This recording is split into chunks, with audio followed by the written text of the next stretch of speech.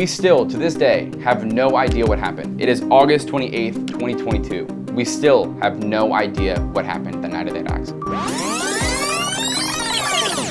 5 years ago, Brandon went through a mysterious, horrible accident and is still suffering because of it. Here's what happened. It was a normal day for me as a freelance videographer shooting a YouTube video for Hudson Matter, Jordan Matter's son. So I grabbed my boosted board and I was off. I go down my normal route, which would be on the West Side Highway. 23 minutes later, I was checked into the hospital as a John Doe being treated for a drug overdose at 9:13 p.m. Brandon's mom waited for him to come back, but she began to panic.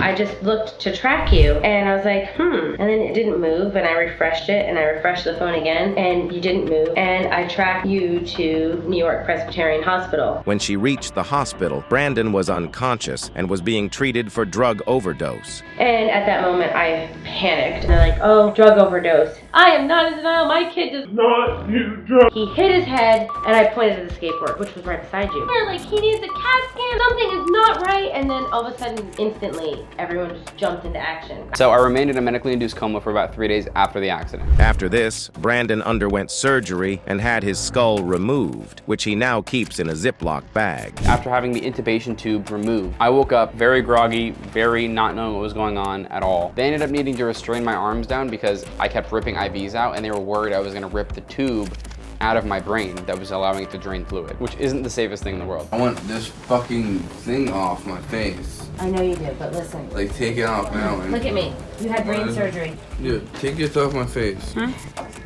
Take this off my face. He couldn't speak and continued to be in pain. I had this helmet made for me, which I then tricked out myself, that I would ultimately have to wear every single time I stood up because I had no skull protecting my brain. I could bump my head on something and literally die. I went through occupational therapy, physical therapy, regular therapy, and most importantly, speech therapy. And then I just took it day by day. The next step was getting a new skull. Staples are off. Still swollen, but it'll go away in 3-4 weeks. And then I'll get my new skull. The recovery from that surgery was kind of miserable, not gonna lie. Fran, look at yourself. No, look at your face right here. I just fixed the camera, so now you can see yourself. Open your eyes and smile. I stayed in the recovery area for 5 hours. They had to place a catheter in me while I was awake and felt every aspect of that. One of the most uncomfortable and traumatizing things ever. I vomited 4 times after brain surgery because they didn't bring me nausea medicine after requesting it multiple times. Shortly after that surgery, I realized I had lost my taste and my smell. I had also noticed that I was completely deaf in my left ear. It took some time, but Brandon fully recovered. After I had fully recovered from that surgery, I couldn't look at myself in the mirror because I had this giant lump of muscle that should have been stretched out and put onto the new skull. Then on March 19th, 2021, I had the entire left side of my skull removed and replaced again. So here's some of that footage. Did you fix this guy? I just changed. There we go.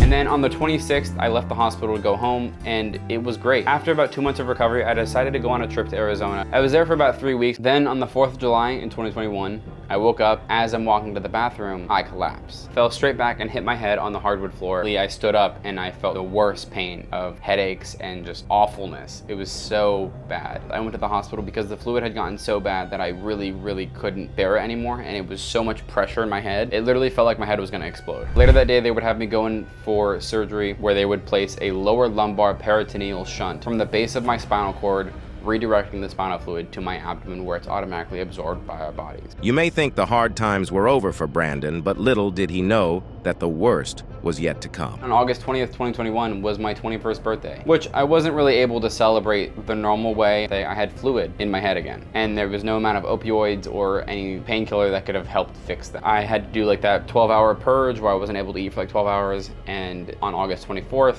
I went in for surgery for the second time that month. This surgery was just basically a revision of the previously installed lower lumbar peritoneal shunt. That surgery took place on September 7th, 2021. I just want to say, like, this whole process has been grueling. 7 surgeries, and 5 years later, Brandon developed a deadly staph infection. But it's been about 8 months since the infection. These bacteria that were in my system, but the staph infection and the beta B, they called it, that they found vegetation in my heart and all of these things that were kind of laying dormant in my body At the end of the day, we're lucky if we get 70 summers in a lifetime. And the past 5 of mine have been spent dealing with some sort of ailment, or, you know, under some sort of precaution, whether it's can't lift more than 10 pounds, whether it's can't go for a run, whether I can't go, you know, I can't work in my shop. All of those things compound into this like level of like resentment towards this accident in a sense, and we still don't know what happened, and that's the biggest part. That's the biggest I hit on. Like, I knew it very well, and I knew where every pothole in the road was, you know. Like, I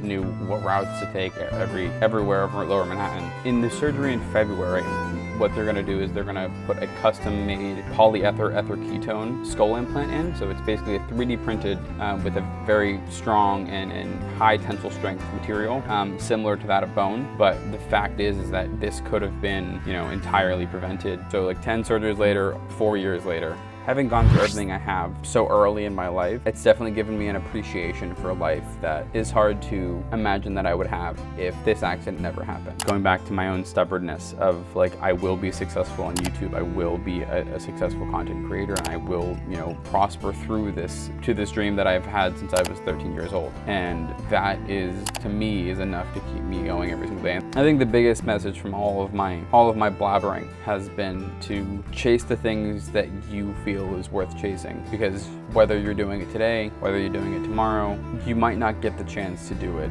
if you wait. And wear a helmet because, you know, at the end of the day, we have one brain, we have one skull. For me, I've had 4 almost, but at the same time, like, you never know. So yeah, just wear a helmet because we never know.